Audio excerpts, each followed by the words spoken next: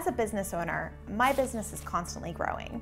And I know a lot of everybody out there, I know when your business is successful, you're gonna have to hire employees. And since I interview people on a daily basis, there's definitely things that stand out, things that I like and things that I definitely don't like. So, be selective, that's the thing. There's always gonna be a lot of people looking for jobs, and this is your company. They're representing your company in whatever, capacity. So that's really important.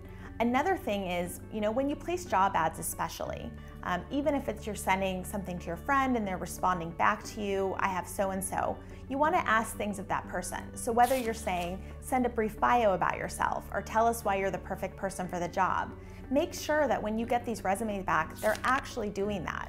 I think that's a huge thing because whatever industry you're in, if they're not going to follow directions, they're not going to be a good employee.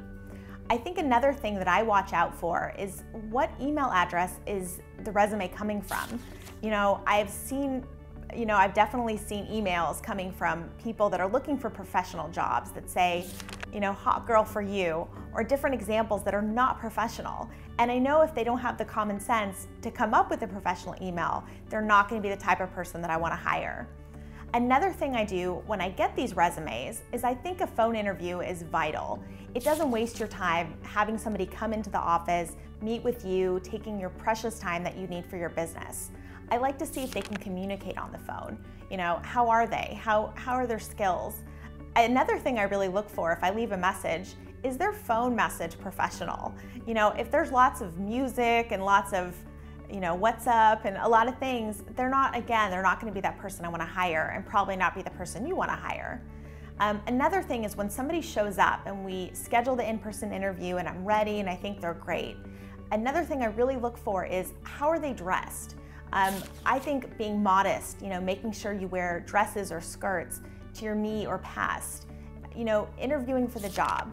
And when you come into the job, I think another thing is really that they don't come in with heavy perfumes, lots of jewelry, heavy makeup. I want to know that they really have the common sense to come in and value me and want to impress me.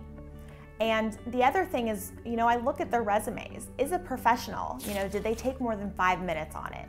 So all these things, really a well-rounded resume that says a lot about them is something I look for.